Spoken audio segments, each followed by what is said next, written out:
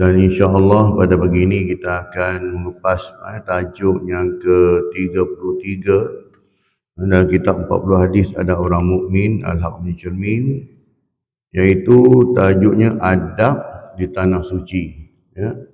Adab di tanah suci pada muka surat 249. Jadi kita baca matan hadis ini bersama-sama. Haddatsana Ismail bin Asad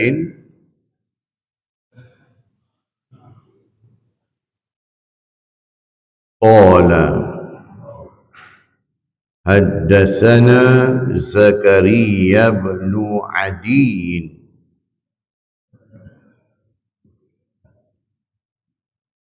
qala anba'ana Ubaidullah bin Amr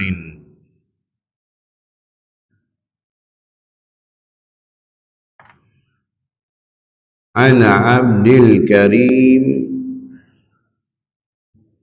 an Ata'in an Jabirin anna Rasulullah sallallahu alaihi wasallam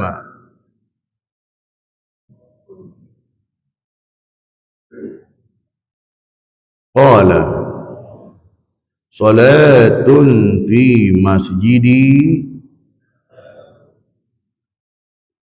afdalu min alfi salatin fi ma siwahu illa al-masjidal harama wa salatun fil masjidil harami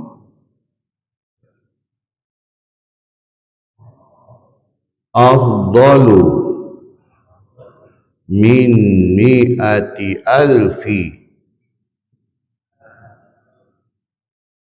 salatin fi ma siwahu. Rawahu Ibnu Majah. Maksudnya telah menceritakan kepada kami Ismail bin Asad, dia berkata telah menceritakan kepada kami Zakaria bin Adi, dia berkata telah memberitakan kepada kami Ubaidullah bin Amru daripada Abdul Karim, daripada Atha, daripada Jabir radhiyallahu anhu, sesungguhnya Rasulullah sallallahu alaihi wasallam bersabda, solat di masjidku, salatun fi masjidi, solat di masjidku, yakni Masjid An-Nabawi, afdalu, lebih afdal, lebih baik, min alfi salatin fi ma siwahu, lebih baik daripada 1000 solat di masjid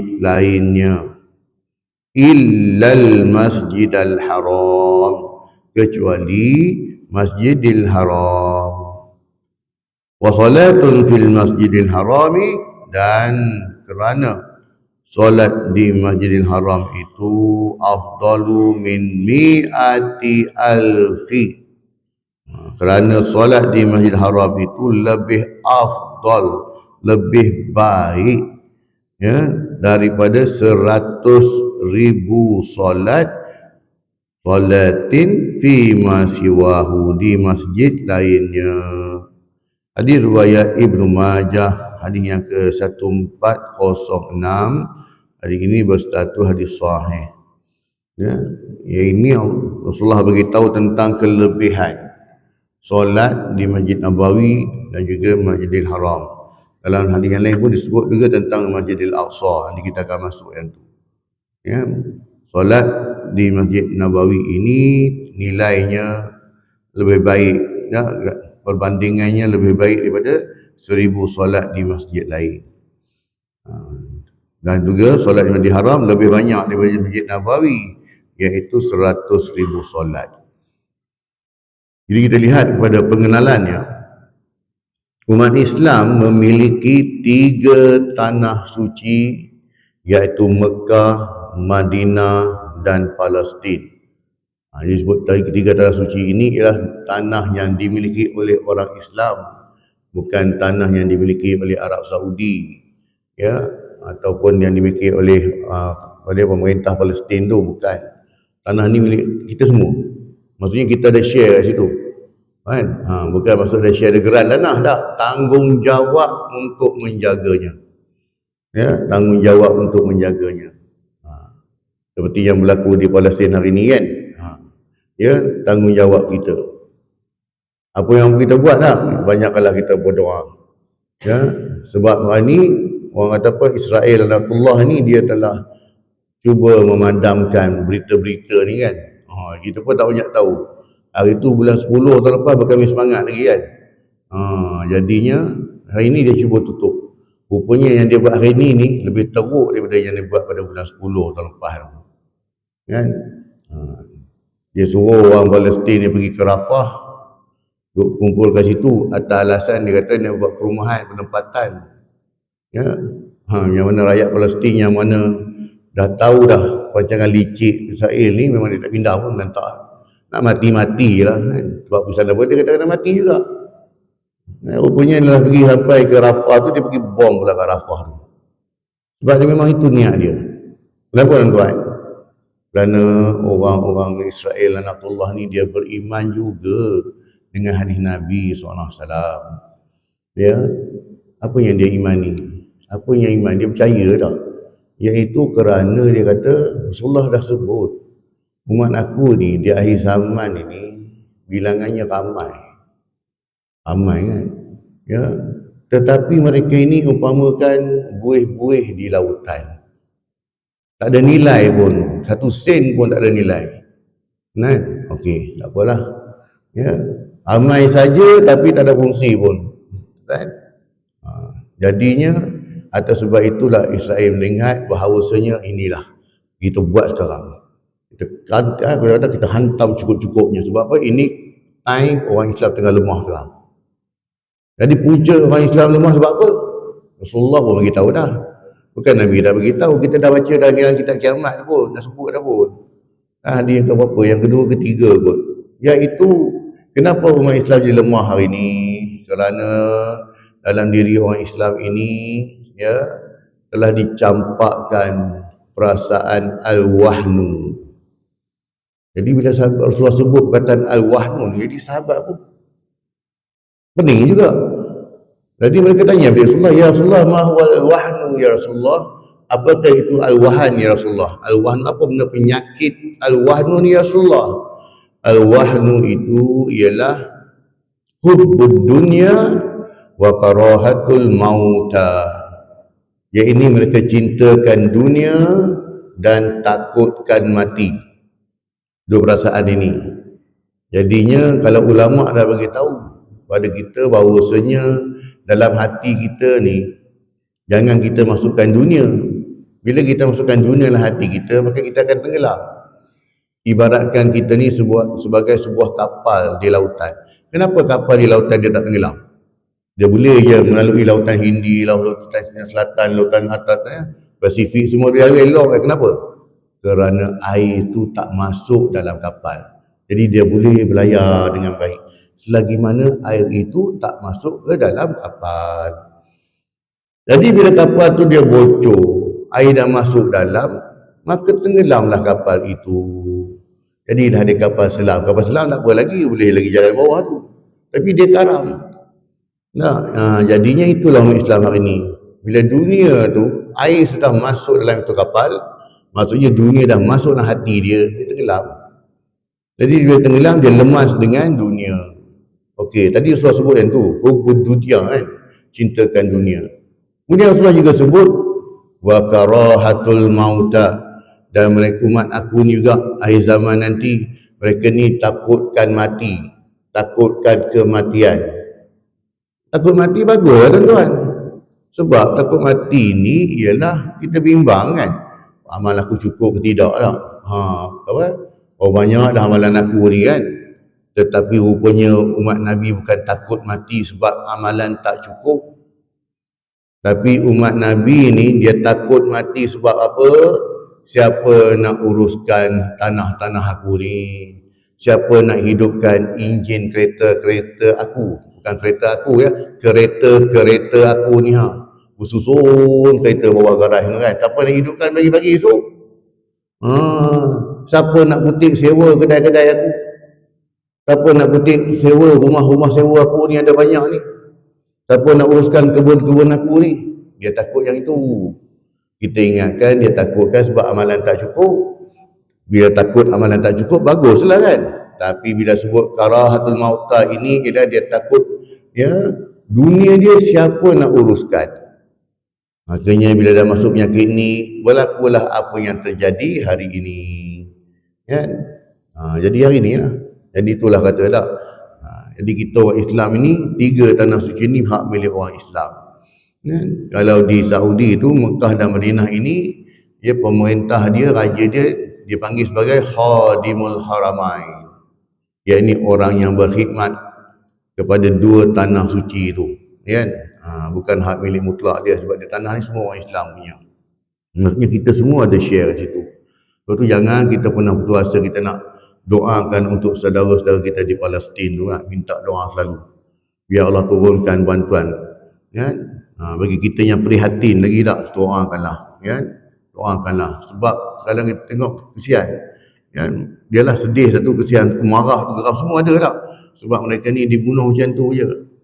Ya, dibom kan, nak tembak saya tak berani kan, nak masuk dalam. Kenapa tuan-tuan ya? Atas alasan dia nak menghancurkan Gaza tu sebabnya atas alasan dia kata Hamas. Ya betul juga kan. Sebab tu kita tengok kadang-kadang negara-negara Arab pun mereka ni tak ambil cakna kan, sebab kata atas alasan Hamas. Jadi Israel dia kata kami ni nak hapuskan Hamas ya. Nak hapuskan Hamas. Hakikatnya dia bunuh rakyat Palestin. Kan? Hakikatnya ya, dan hari ini sampai hari ini Hamas pun masih lagi tidak menyerah kalah lagi pun kan? Dan insyaAllah lah mereka terus beri kekuatan lah. Kenapa tuan-tuan? Sebab kenapa negara adalah kita cakap ni pun kan, orang kata macam tu lah. Kenapa lah ada orang yang tak nak Hamas menang? Sebab kalau Hamas menang, negara-negara jiran, negara-negara semua terancam kan? Semua terancam. Ya. Jadi bila Hamas menang ni habis semua, negara Arab semua tunduk. Jadi mereka ni takut, tak nak tunduk pada Hamas ni, makanya itulah apa yang berlaku lah, sekongkol lah dengan Israel dengan Amerika tu kan. Jadinya Mekah menjadi pusat kegiatan ibadat haji bagi umat Islam dan Madinah terletaknya makam sallallahu alaihi wasallam untuk diziarahi. Ya, ibadat haji itu hanya berlaku di Mekah sahaja. Kan, kalau orang salah faham kadang-kadang ialah dia ingatkan Madinah, bukan. Madinah tu kita ziarah je, pergi ziarah makam Rasulullah, pergi ziarah tempat-tempat berlakunya peperangan kan, tempat-tempat mana masjid dibina dah. Ambil itu apa, kita pergi sana, kita ziarah ni kita nak ambil orang kata semangat, nak tengok sendiri tempat Rasulullah SAW kan. Mekah adalah bandar suci umat Islam, di mana terletaknya Masjidil Haram dan Baitullah, iaitu Kaabah. Ya, Baitullah itu rumah Allah, iaitu Kaabah. Berada di tanah haram Mekah menjadi impian setiap Muslim yang beriman untuk datang beribadah. Tidak kira walau dari pelosok manapun tempat asal mereka. Perasaan rindu yang sentiasa terpaut inilah yang mungkin dirasai oleh setiap Muslim tak kala ada ahli keluarga, sahabat dan kenalan yang akan berangkat ke tanah suci. Itu kadang-kadang kita dengar ataupun kita pergilah orang diarah orang nak pergi umrah ni, kita kata apa? Haji, doakan saya sekali lah. Allah Ta'ala bagi rezeki saya tak boleh pergi tanah suci tak. Akhirnya mintakan doa. Jadi dalil Al-Quran dan Al-Hadis, Allah SWT berfirman dalam surah At-Taubah ayat yang ke-19, A'udzubillahi minasyaitonir rajim. Aja'altum siqayatal haji wa imaratal masjidil haram كمن آمن بالله واليوم الآخر وجاهد في سبيل الله لا يستوون عند الله والله لا يهدي القوم الظالمين. Maksudnya, adakah kamu sifatkan hanya perbuatan memberi minum kepada orang-orang yang mengerjakan haji dan hanya perbuatan memakmurkan Masjidil Haram itu sama seperti orang yang beriman kepada Allah SWT dan hari akhirat serta berjihad pada jalan Allah Subhanahu Wa Taala. Allah tanya, mereka yang bersifat demikian tidak sama di sisi Allah SWT dan Allah SWT tidak memberikan hidayah petunjuk kepada kaum yang zalim. Kita kena ingat bahawasanya ibadat haji ini, nusuk haji ini bukan hanya pada zaman Rasulullah, dah berlaku sebelum tu lagi, zaman orang-orang jahiliah. Ya, orang zaman jahiliah pun dah berlaku dah hajinya itu. Ya, mereka juga menjalankan, orang kata apa, buat tawaf, mereka juga buat korban, antaranya lah. Ya. Nah, cuma wukuf di Arafah tu tak ada lah, di Muzdalifah tak ada lah, di Mekah aktiviti mereka hanya fokus di Mekah ibadat haji. Ya, pada ketika itu orang jahiliah. Jadinya Datuk Nabi SAW ini, ya, di antara orang kata pengurus tabung haji lah ketika itu, pada zaman itu, apa kerja Datuk Nabi buat, Abdul Talib buat? Dia menyediakan makanan, minuman dan juga tempat tinggal untuk orang-orang yang datang buat ibadat, orang-orang yang datang nak buat haji lah, ikut cara tu. Maksudnya tabung haji ini dulu dah ada dah, zaman jahiliah ada dah, dia menguruskan tabung haji. Jadinya Allah Ta'ala bagi tahu, sama ke ya, orang-orang jahiliah ni, mereka menguruskan orang-orang jemaah haji ni dengan beri makan asiqayah kan, diberi makan minum pada mereka, diberi tempat tinggal, sama ke dengan kedudukan orang yang beriman di sisi Allah? Ni Allah tanya ni kan, Allah tanya sama ke? Tak sama. Ya, memang tak sama lah. Sebab orang yang beriman ini, mereka ni taat pada perintah Allah, mereka juga berjihad di jalan Allah SWT. Jadi tak sama, walaupun yang mereka uruskan itu adalah rumah Allah, tetapi sebab tak beriman, tak ada nilai kan? Jadi itu Allah Ta'ala tanya tak? Tak sama ya. Sebab urusan tabung haji, urusan haji ni memang dibuat sebelum Rasulullah lahir pun dah ada dah. Cumanya Allah Ta'ala buat perbandingan lah. Kita nak beritahu saya apa kesimpulan ayat ni. Nak maksudnya ialah, walaupun kau berada di tempat yang baik, walaupun dia berada di tempat baik, dalam masjid ke dalam mana pun, tetapi kalau kau ni tidak taat perintah Allah, melakukan maksiat kan, makanya tak ada nilai si Allah pun. Dia ada nilai. Sama juga dengan orang Islam. Dia percaya aku ni orang Islam, confirm syurga, confirm masuk syurga, dia kata tak? Betul. Tapi adakah dia confirm syurga itu dia tak masuk neraka kalau dia melakukan kesalahan, kalau dia buat dosa? Kadang-kadang orang Islam ni dia rasa secure sangat macam tu tak? Oh tak apa, tak kisah, kau kafir masuk neraka, kami orang Islam masuk syurga kan? Dia, tetapinya adakah kalau orang Islam itu tidak melakukan dosa, dia boleh terus masuk syurga? Tak boleh tak? Masuk neraka dulu.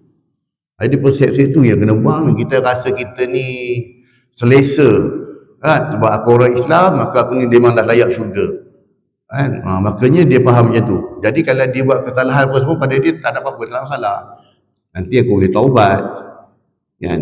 Masalah sekarang, jangan dia kata dia boleh taubat, takut-takut Allah Ta'ala cabut nyawa dia sebelum dia bertaubat, atas sebab confident tadi tu lebih sangat kan? Dia suruh taubat lah.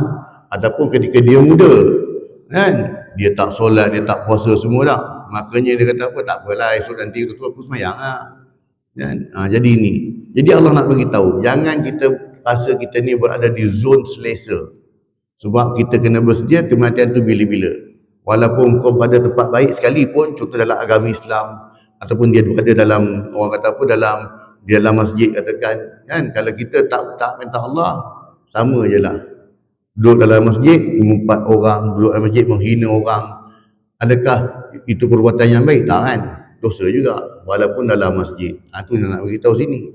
Jadi Allah nak ingatkan kita, walaupun orang yang menguruskan jemaah haji pun, tapi kalau dia tidak beriman, tidak ada nilai si Allah Subhanahu Wa Taala.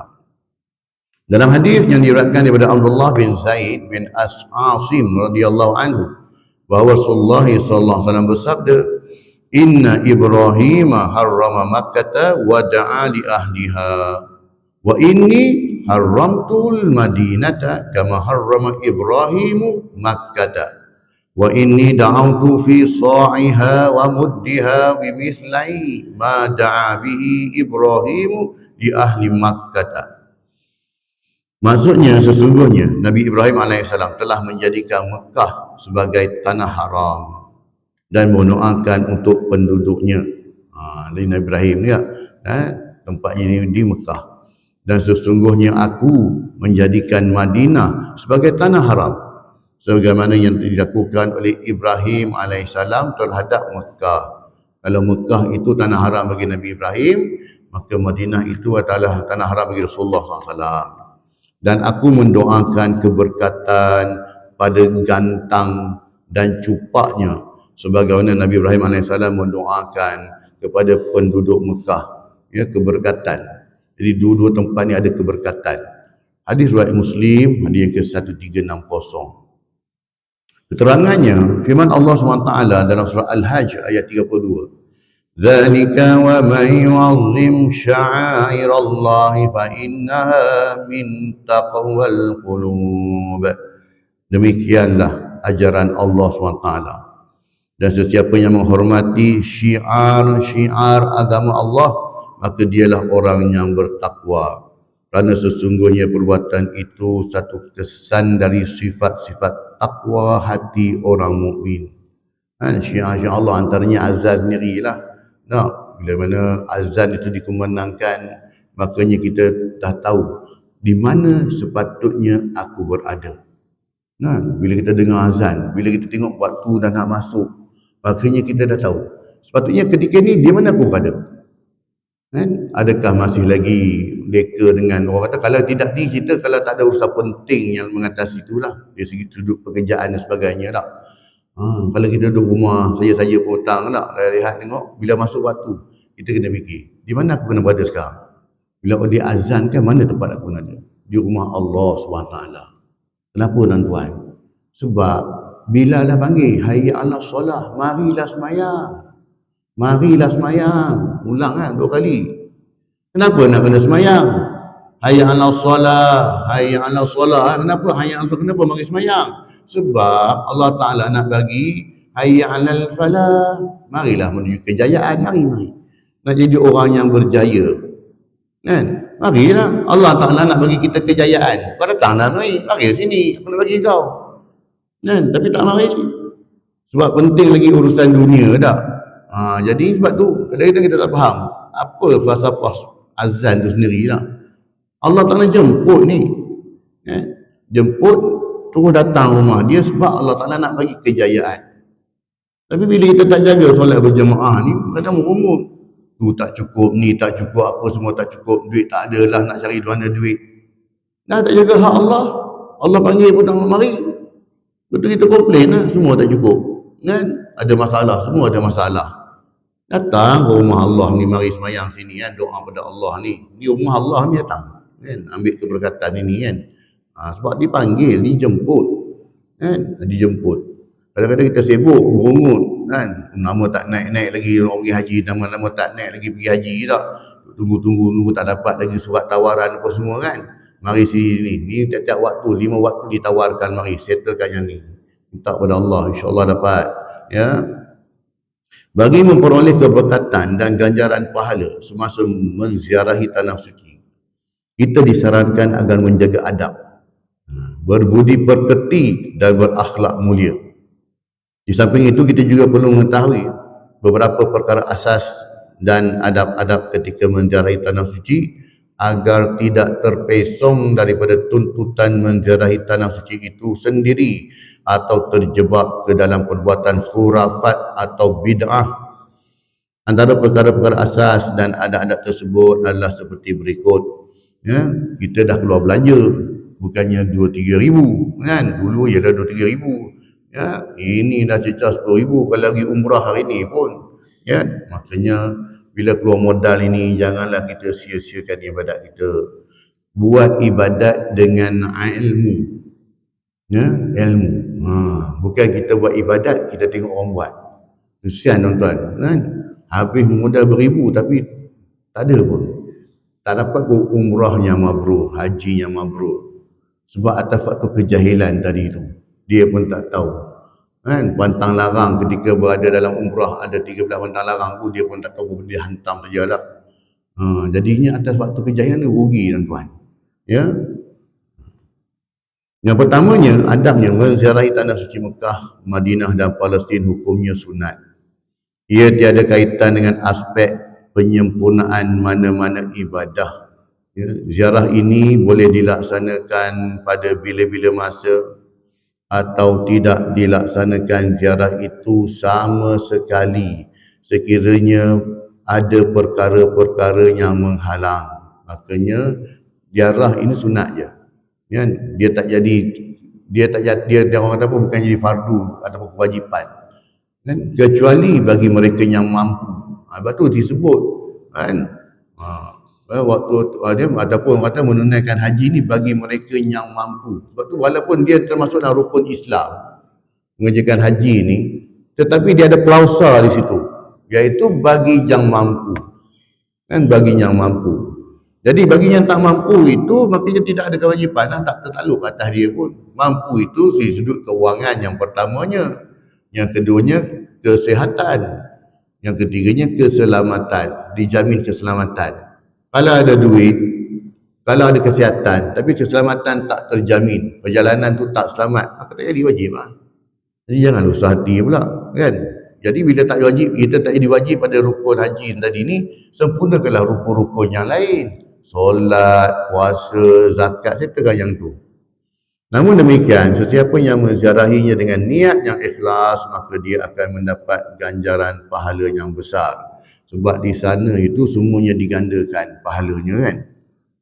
Adab yang keduanya, semasa berada di tanah suci khususnya, jangan lakukan perbuatan memohon hajat dan pertolongan daripada makhluk yang telah meninggal dunia, kerana ia adalah perbuatan yang haram dan boleh membawa kepada syirik. Ya, kadang-kadang pergi cari mana makam ni, mana kakam ni tak. Pergi minta kat situ. Apa dia nak minta kat situ? Ya, kecuali kalau Allah sebut tempat-tempat yang mana kita digalakkan berdoa.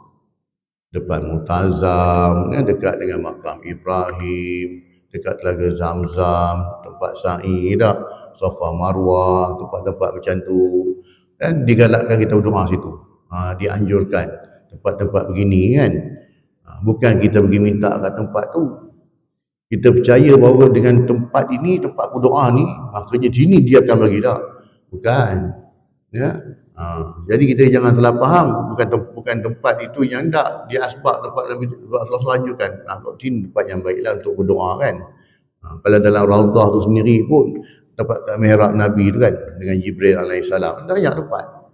Jadi kita kena betulkan pemahaman, bukan sebab tempat itu yang memberi, tak, sebab ada keberkatan pada tempat tersebut, tempat yang baik, kan. Daripada tempat-tempat yang baik, dia yang antara tempat yang terbaik, pergilah. Ya, jangan buat benda-benda yang boleh bawa kepada syirik.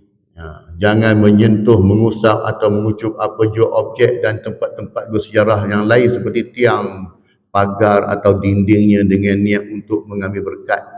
Dia percaya tak? Keberkatan pada Kaabah tu sendiri tak? Jauhi daripada meniru atau terikut-ikut dengan perbuatan orang lain, kerana perbuatan-perbuatan tersebut adalah bid'ah semata-mata. Pergi usap Kaabah tu, kan, boleh tabur ke badan, usap ni, tabur ke badan. Kenapa ni? Ni ada berkat ni, tengok. Yang syok lagi dulu, masa kain Kaabah tu, dia punya kiswah tu belum diikat tu, kan. Kadang-kadang kita pegang Kaabah ni, apa pasal? Rasa bulat ni, kepala orang dalam. Dia masuk kepala celah tu. Ini masa zaman air Zamzam, Telaga Zamzam masih dalam kawasan tu lagi, kan, tahun 90-an. Lalu kadang-kadang, apa macam bulat ni? Kepala orang tu. Dia menangis tu. Tak tengok, tak, itu buat macam tu, kau agak tak tengok ke panggil orang Yahudi tu buat dekat wall dia tu. Kan? Duduk melekat dekat itu. Ha. Tapi hari ni dia special sikit. Sebab hari ni sebab ada handphone. Dia tengah melekat tu.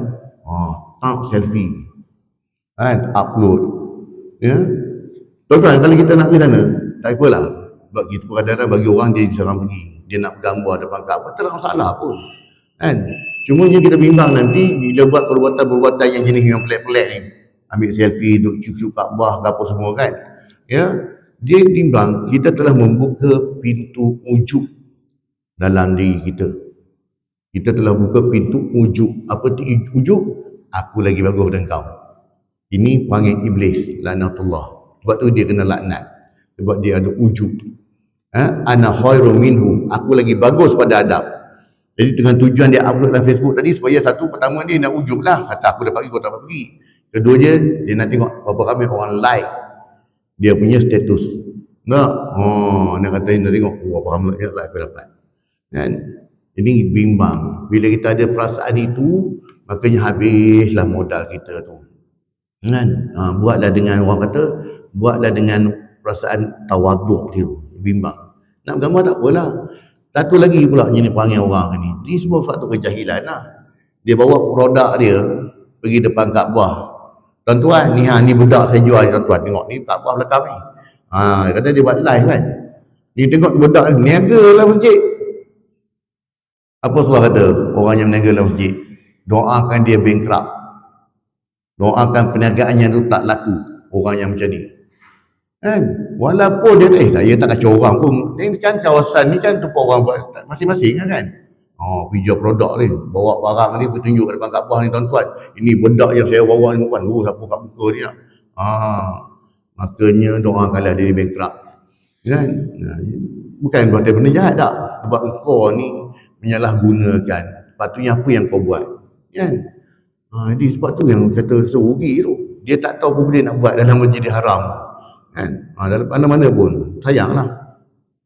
Yang ketiganya kita jika kita hendak berdoa di tempat-tempat tertentu atau tempat-tempat bersejarah yang lain, hendaklah menghadap ke arah kiblat walaupun perbuatan tersebut menyebabkan jemaah membelakangkan makam atau tempat tersebut. Ya, walaupun depan makam Nabi pun memang kita kena menghadap kiblat.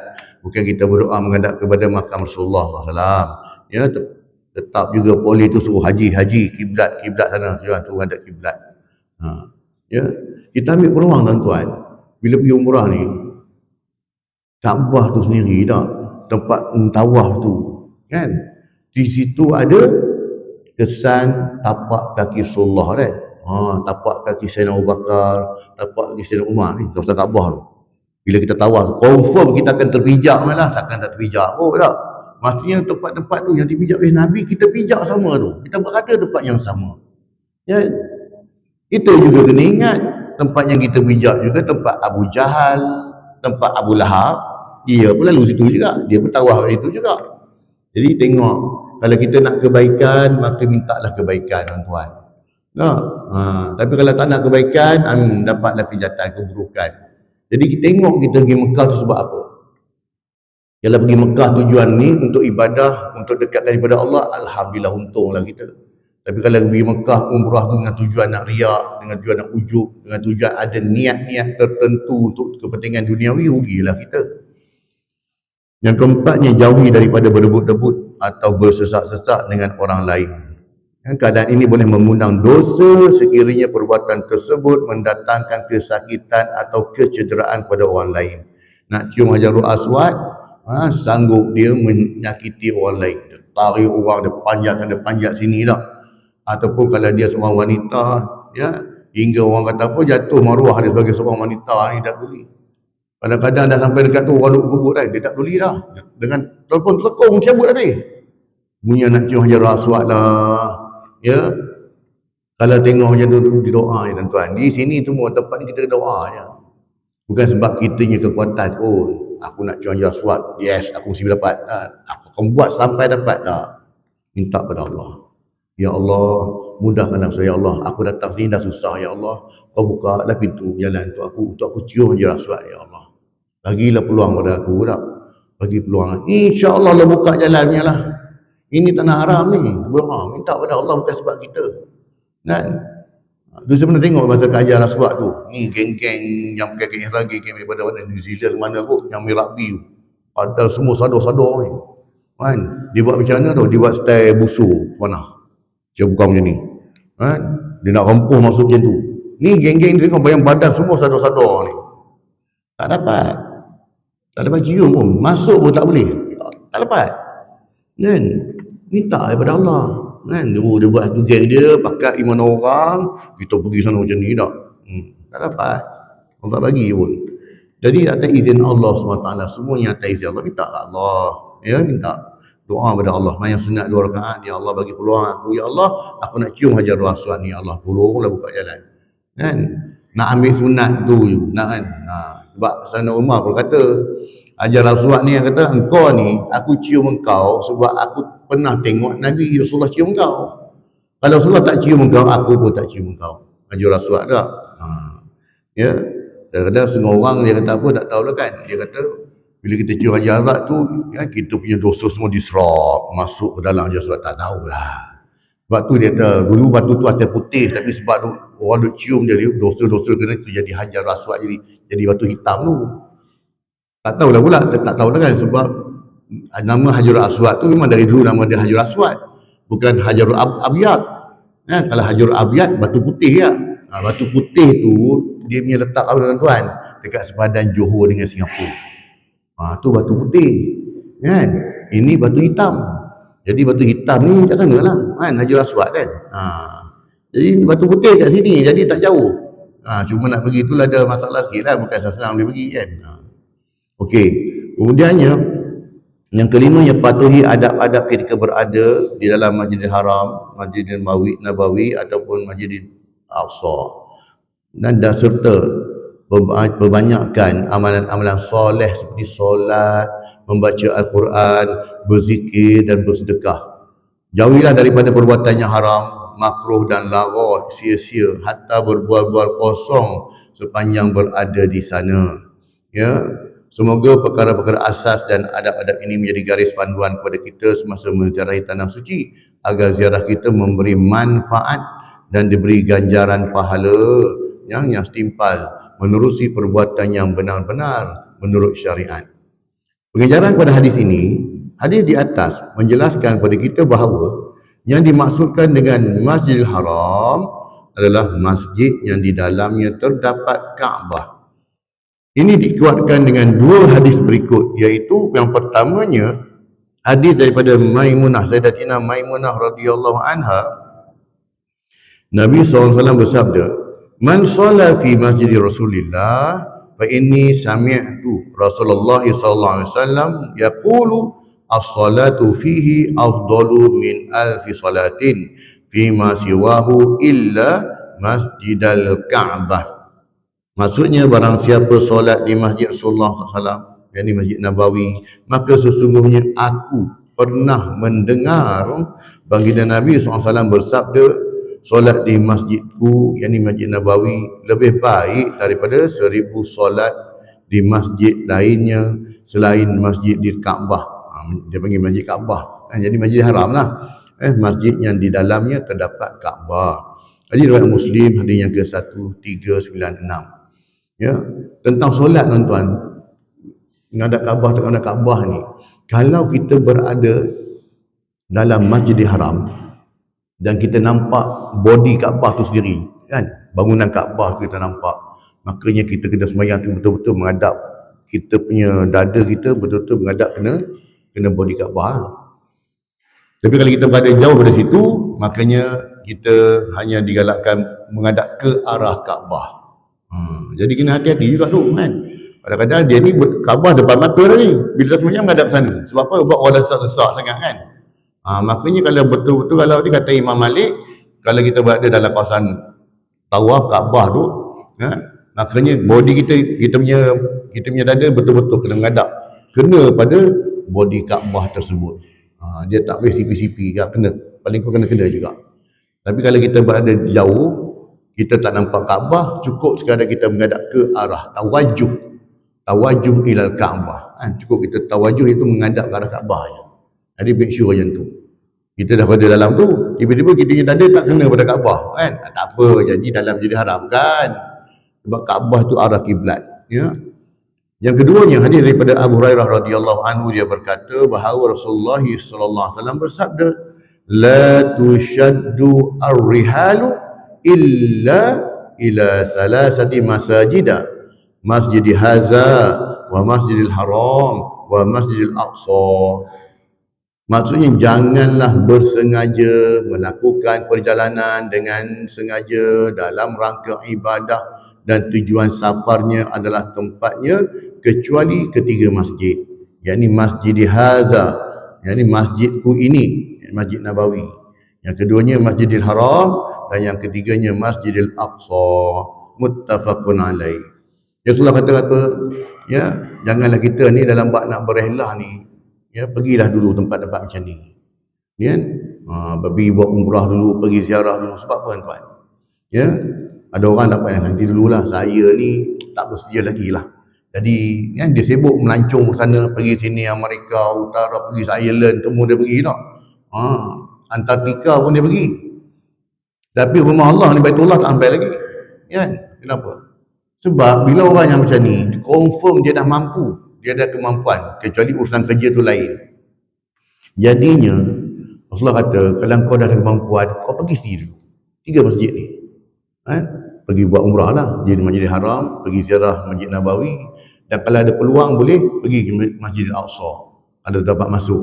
Tapi hari sebab faktor keselamatan kot, makanya tak payahlah pergi kan. Tapi kalau ada peluang boleh pergi, kita ada pasang cita-cita nak pergi. Betul nak pergi tempat lain, pergilah. Dah pergi sini, pergilah tempat lain, tak kisahlah pun Korea ke mana pun pergilah kan. Sebab pertamanya kita kena ingat, bila kita dibangkitkan nanti dari kubur, apa yang kena ditanya? Antaranya ialah di mana harta kamu dibelanjakan. Betul tak? Di mana harta kamu belanjakan? Kalau kita belanjakan harta kita, malaikat audit nanti dah. Amerika ada, Korea ada, Taiwan ada, Antartika ada, haknya memang ada. Tak ada. Mekah tak ada. Masjidil Haram tak ada. Tempat lain boleh pergi. Jadi akan dipersoalkan. Jadi pergilah dulu. Ada peluang pergi dulu dah. Ya. Saya cakap tadi kalau ada lebihan. Kalau ada urusan kerja, memang tak ada masalah lah. Kan? Dihantar ke sana, hantar ke sini kan. Tapi orang pergilah situ dulu. Daripada hadis atas dapat kita fahami, jika seorang bersengaja melakukan perjalanan ibadah ke Mekah, namun dia mengunjungi selain Masjidil Haram, dah masuk Arab Saudi tapi tak buat umrah, iaitu ke masjid-masjid yang ada di Tanah Suci, ataupun dia pergi sendiri ke Tanah Suci, ya, tapi dia tak pergi ke Masjidil Haram, maka itu bukanlah yang dimaksudkan dalam hadis di atas. Maka boleh dilarang sekiranya dia hanya mengunjungi masjid-masjid yang berdekatan sahaja. Apa yang dimaksudkan dalam hadis ini adalah mengunjungi ke Masjidil Haram, iaitu masjid yang terdapat di dalamnya Kaabah, di mana ganjaran pahalanya berlipat ganda. Ya, ada orang ni pula, dia memang dia biasa pergi umrah, pada dia tak ada apalah, umrah tu macam pergi Kuala Lumpur ya pun, tak ada apa tak. Jadi kadang-kadang pada dia faham, tak apalah korang pergi semayang ni, saya semayang kat hotel je lah. Nak? Saya dah biasa ni, nak? Makanya semayang kat hotel. Ataupun dia pergi semayang masjid lain. Pergi semayang kat masjid Turki ke, semayang kat masjid Kuching. Masjid Kuching tak tahu ada lagi tak? Kan? Ada lagi masjid Kuching? Tak ada dah, jelek dah, habis dah kanak-kanak ni kan. Masjid Jin ke mana tak? Masjid Jin ada lagi? Ada lagi ya, masjid Jin. Makanya pergi tempat-tempat yang tu. Jarang tak pergi. Jauh, tak larat. Lepas tu yang kau sayanglah kan. Sayang kalau orang kata dah ada peluang pergi, kita nak semayang dalam Masjidil Haram. Kalau boleh 5 waktu dalam Masjidil Haram.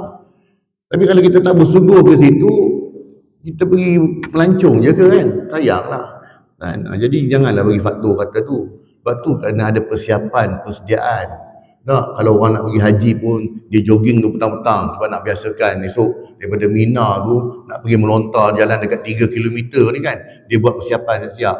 Buat persediaan. Rugi sebab ni modal ni. Dan peluang tu bukan datang selalu. Jadi dia ambil peluang pergi umrah, katakan. Tiba-tiba kata tak apalah saya Pergilah saya bayar kat hotel je lah kan. Saya tak apa nak ni lah. Allah sayang tuan. Ya, sayang. Kita nak setiap waktu kita solat dalam Masjidil Haram tak? Itu cita-cita kita dah nak pergi. Tertambah yang muda-muda memang kita bayang ada luar. Kan? Tapi kalau dia kata alah tak apa bayar kat hotel je lah. Kan? Bertusyuk pula dia kata ada pandangan kata tak apa. Yang duduk depan Kaabah hotel pun tu. Kan? Boleh bayang dalam tu je kan? Kan? Boleh bayang tengok pada isu tuan-tuan. Ya. Kita cerita tak? Contoh dalam bulan Ramadan kan orang sembahyang melimpah ruah lah. Maksudnya soft tu melimpah sampai ke hotel tu. Kan? Pullman ke apa ke hotel lah sampai limpah. Okey, tak apalah kalau itu kita nak pegang pandangan kata boleh sembahyang dalam bilik hotel. Sebab kita buka kita punya tingkap kita nampak. Nah, okey. Ni kalau soft pun tak sampai ke situ, tiba-tiba kita nak main bilik hotel tapi nak ikut jemaah dalam Masjidil Haram, macam mana? Macam mana? Tak tahulah dia punya orang kata apa, ijtihad masing-masing lah.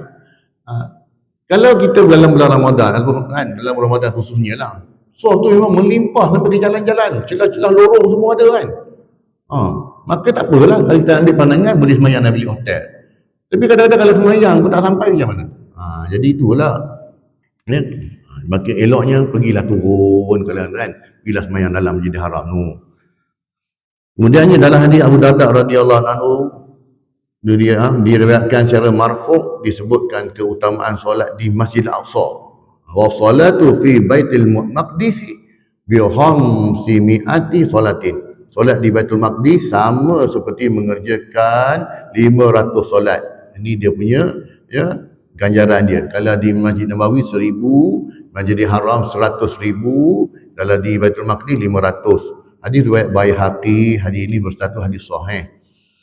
Mengenai sejarah Baitul Maqdis dan Masjidil Haram ada disebutkan dalam hadis yang diriwayatkan daripada Abu Zar Al-Ghifari radhiyallahu anhu ketika dia bertanya kepada Rasulullah SAW, "Ya Rasulullah, ayu masjidin wudi'a fil ardi awal?" Qala al-Masjidul Haram. Qultu, kata Abu Zar, "Summa ayyu?" Qala al-Masjidil Aqsa. Qultu, "Kam bainahuma?" Qala 40 sanah. Wa aynama adrakatka as-salatu fasalli fahuwa masjidun. Maksudnya, wahai Rasulullah, Abu Zar tanya kepada Rasulullah, wahai Rasulullah, masjid mana yang pertama kali ada di muka bumi?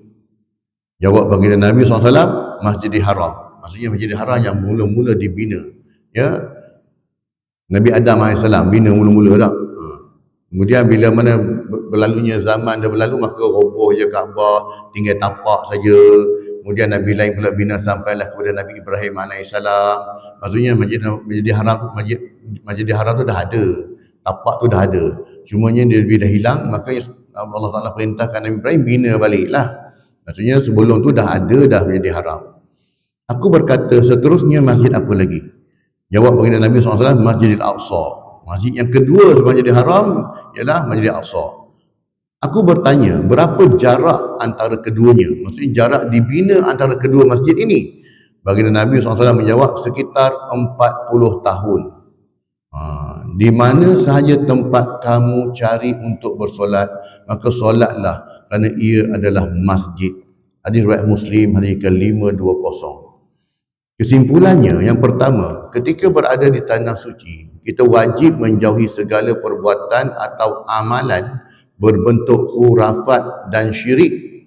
Ya, sebab atas faktor kejahilan tadilah orang boleh buat khurafat, orang boleh buat syirik, ambil barang-barang ni, kan, ambil tanah di sana sebab nak bawa balik rumah, sebab saya punya pokok cempedak tak hidup-hidup, buah saja tak ada tak. Buah nangka, pokok nangka banyak pula buah, saya punya pokok cempedak tak berbuah. Jadi ambillah tanah sikit dekat masjid, dekat Mekah ni, bawa balik tabur dekat pokok cempedak, mana tahu dia berbuah subur kan. Demi macam tu dak, ni berkat. Orang kita dalam bab berkat-berkat ni laju je, semua nak berkat. Perjalanan kerohanian yang menjadi matlamat utama ke tanah suci tidak sepatutnya dicemari dengan perbuatan yang boleh menjejaskan akidah dan kesempurnaan ibadat. Yang keduanya, ramai dalam kalangan umat Islam yang kurang persediaan dari segi ilmu pengetahuan ketika menziarahi tanah suci Mekah, Madinah dan Palestin. Sebab mereka pergi sebab aku ada duit, bukan aku ada ilmu. Sebab ada duit, makanya tak apalah kan, ilmu tak ada. Waktu mutawif ataupun orang kata travel buat kursus, buat umrah ke kursus haji ke, dia sibuk duk main WhatsApp. Tak dengar apa orang cakap, angguk kepala je lah. Faham tuan-tuan? Faham. Apa yang dia faham tak tahulah. Tapi pergi sana jadi merapu, kan? Pergi merapu pula. Malah ada yang tidak memahami walaupun perkara-perkara asas ibadat dan adab ketika berada di sana. Akibatnya apabila mereka mengerjakan ibadat tersebut, terjadilah pelanggaran hukum yang boleh mencacatkan kesempurnaan ibadah tersebut. Hal ini berlaku kerana mereka terikut-ikut dengan perbuatan jemaah yang kurang arif tentang ibadah itu dan malu hendak bertanya kepada orang lain. Tambah pula dia pergi tengok kita ni, bila kita buat umrah tuan, kita campur semua satu dunia kan. Jadinya ya, kadang-kadang dia tengok orang negara lain buat, aku tengok macam dia buat macam best tak kan. Saya pernah jumpa orang atau belah-belah Afghan kot, ya, dia nak ambil wuduk di tingkat 3 di Masjidil Haram, dan dia nak wuduk, dia buat apa tau, dia tayamum, dia pergi kat lantai tingkat 3 tu, dia pergi tepuk, dia pergi sapu muka. Apa kau buat ni? Sedangkan belakang tu ada Zam-Zam. Tempat orang minum Zam-Zam, boleh je wuduk kat situ kan.